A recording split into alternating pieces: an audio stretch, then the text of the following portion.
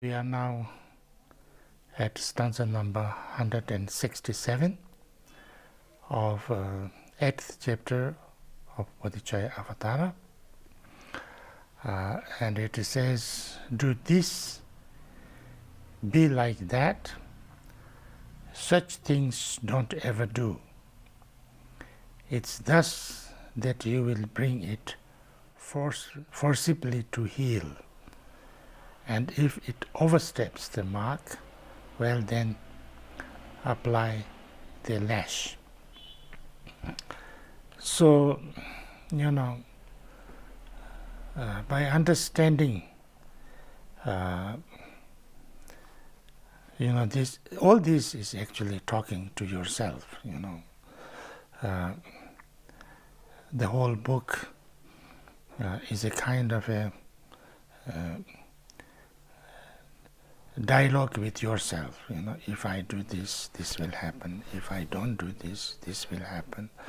So therefore, it is better that for me to do like this, or think like this, or react in this way, because that would be better for me and better for others, and better for now and better for the long run. So all the reasons and the logic and explanations, but it is very often because of our habitual tendencies, because of our strong attachment and aversion, we do not, most of the time, do what is the most beneficial thing for ourselves and others. So therefore, when we see that that is happening, then we need to apply, some little bit force. We must make ourselves do things that are good for us and others, and make ourselves not do those things that are not good for us. That's called training. If we don't do that, we never change. We never change for better, and we never can give up our bad old habits. If you want to, if we have a very negative, like addiction or bad habit, we will not joyfully or easily or without any struggle give up. We need to be strict, we need to be disciplined, we need to be, little bit strong and adamant to stop doing those things. And then if you do that way, then slowly, our desire or our habitual tendency of the negative habits will become lesser and lesser, and then after some time we'll be very happy that we did give a little bit of force to do or not to do those things. So therefore, this is do this, be like that, such things don't ever do this. This is explained in the commentary like this. In other words, we must strive in the discipline of accumulating virtuous qualities. That is, remain in the discipline of bringing benefit to others. Be like that. And observe perfectly the discipline of avoiding any kind of negativity. And when we fail, we must use our minds to bring our bodies to heal. the mind too must be curbed with antidotes. It is when the master of the discipline exhorts the monastic community to strict observance, saying, you must do this, you must do that. If you disobey, you will be punished. In the same way, if because of bad physical and mental habits, our minds transgressed the rules of proper conduct, they must be subdued with antidotes. For example, if we find that we cannot give up a single evening meal, we must discipline ourselves by not eating for a whole week. I don't know how like that or not, but something like that. That's the idea, that we must do something about that. So this, the Tibetan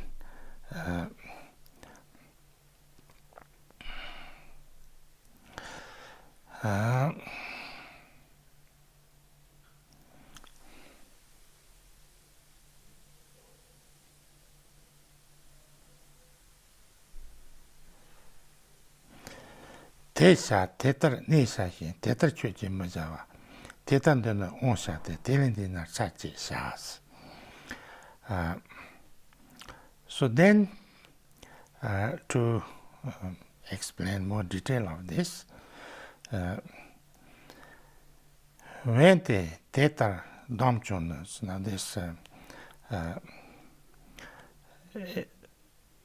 how to bring our mind under control, to tame our mind. When the tetar domchuno senchu tetar mizena, chula nipa kuntembi chenye tsachi sharse. Chuji ko karlopi ngunji tute yenyente. Ngenton tachu kondendo chuji tepa kandishamsa. Tadon dala rongu te yunyam semba te torchi. Dogi yenla chu zungi shormasa huashapu.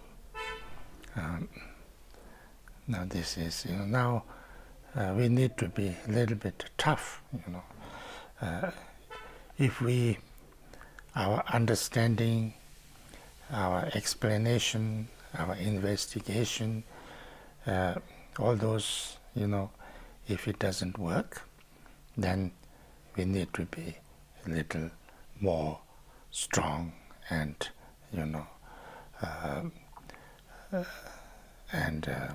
use some kind of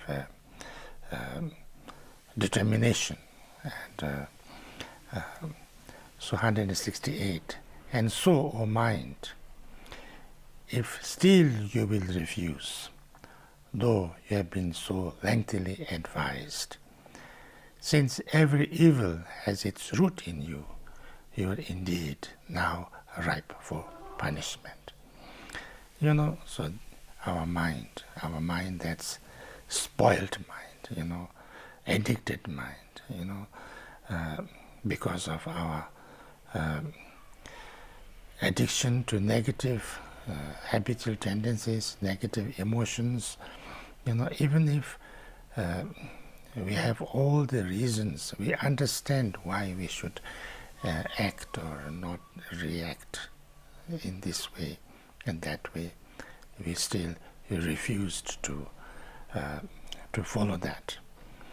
Then, although you have been so lengthily advised, we thought about it, we contemplated about that, we discussed about that, we found all the clear reasons. Since every evil has its root in you, means you're too much strong, self-centeredness, you're too much ego clinging, you're too much, only me, or wanting to, working for me only and not caring for others, that kind of egoistic state of mind, then because we see very clearly that is good for us. So therefore, you are indeed now ripe for punishment. Means like we need to discipline. We need to use certain kind of little force to make myself do, even if I don't at this moment like too much doing that. Because this is discipline. Discipline actually is what? Discipline is you are very clear, you know that if I do this, it's not good for me, it's not good for others, it will bring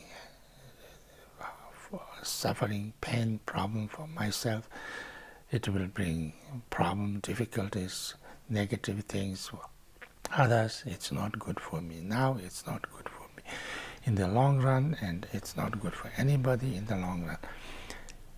When we know this, then I allow myself not to do that.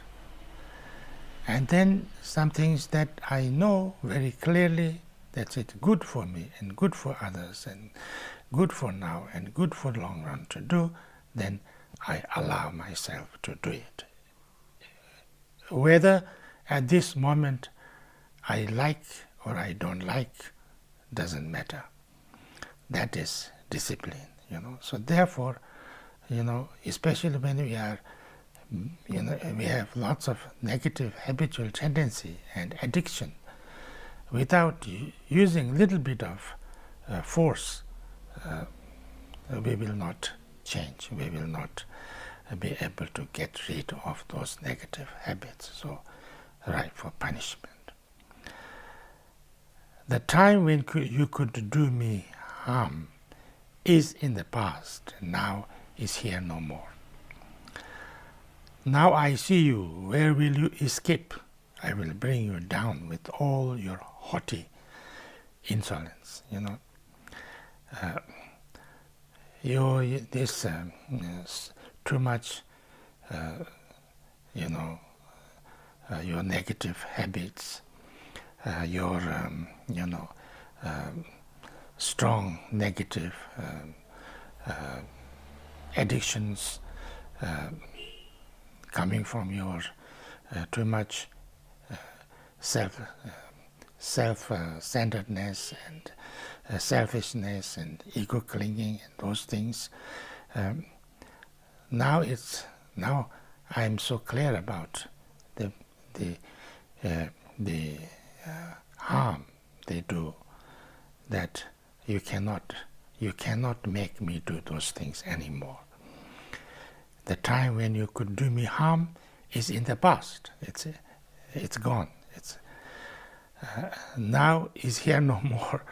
Now I know you cannot make me do those things that are wrong, that brings suffering and pain, or causes suffering and pain for me and others. You cannot do that. I will not allow it to be done.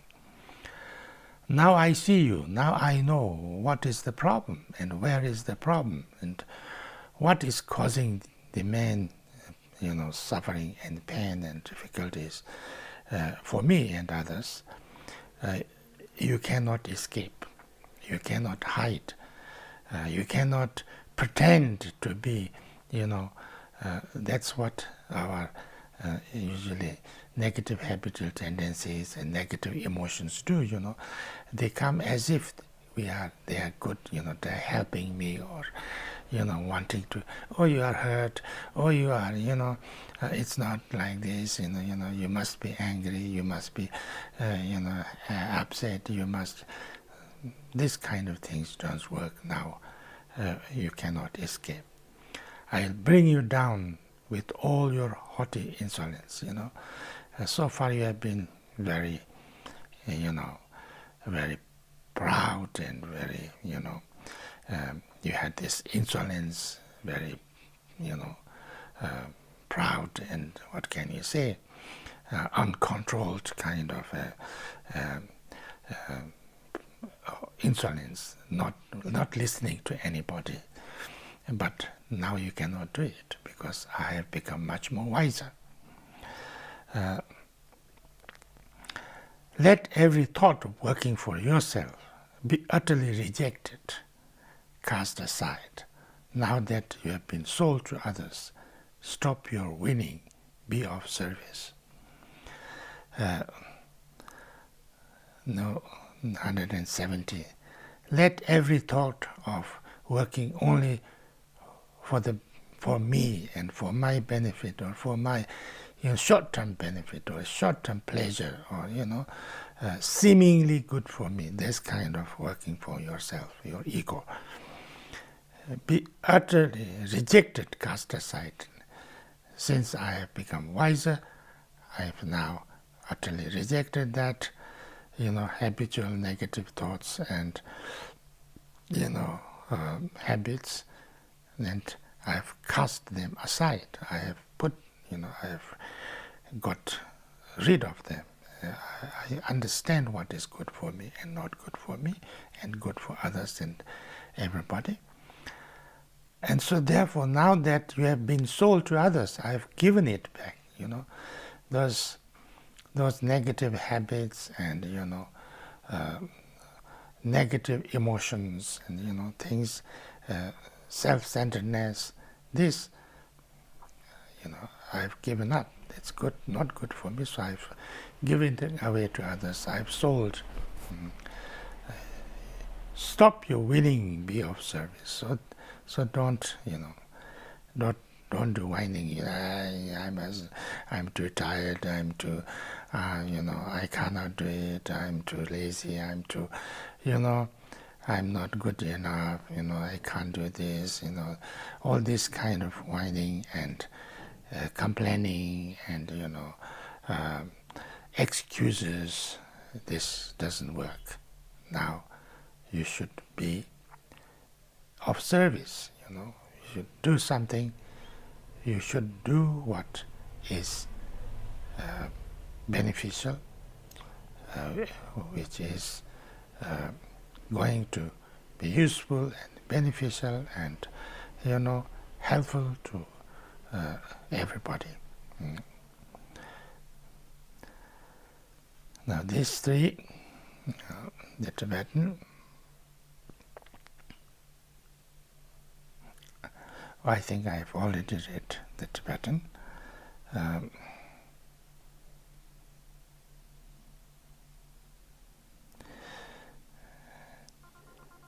So then,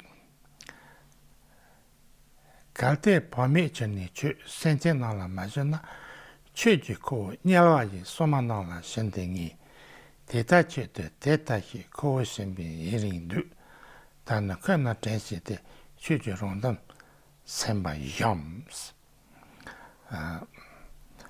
So, now how important to 171. For if through being inattentive I do not deliver you to others, you will hand me over, it is certain, to the guards and janitors of hell. The self-centeredness, selfishness, ego, only caring for myself and wanting to do something just for myself and not caring for anybody else. This kind of thing, this. For if through being if I'm not careful, if I'm not attentive, and I do not deliver you, I will not give this up, my selfishness, self-centeredness and ego, self-clinging, for the benefit of others, then this your ego, my ego, will hand me over. It's very clear, it's very certain, it's that you will give me, you will hand me over to the janitor of the hell. You will put me into hell. You will send me to hell for very long time, and you will never allow me to get out of samsaric state of mind. So therefore, that selfishness, self-centeredness, this egoist clinging is actually, my true enemy. My negative emotions are my true enemy. My negative habitual tendencies are my true enemy, because only those things can send me to hell, nothing else, nobody else. Even if somebody is the most hateful to me, they can never send me to hell. Only I can myself send me to hell if I allow my negative emotions and negative habitual tendencies to overpower me. For this is how so many times you have betrayed me, and how long I have suffered. Now my memory is full of rancor. I will crush your selfish schemes. So you have given me so much suffering and pain, and troubles all through the lifetimes so far. And now I understand what is the problem. So I will be very clear. I will not forget what is the causes of my problems. And this selfishness, self-centeredness, I will crush you. And I will not listen to any of your clever schemes. And so it is that if I want contentment, I shall never seek to please myself. And likewise, if I wish to guard myself of others, I would always be the guard.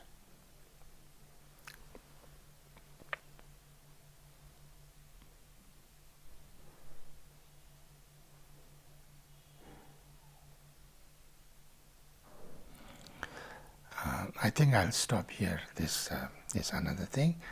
So thank you very much.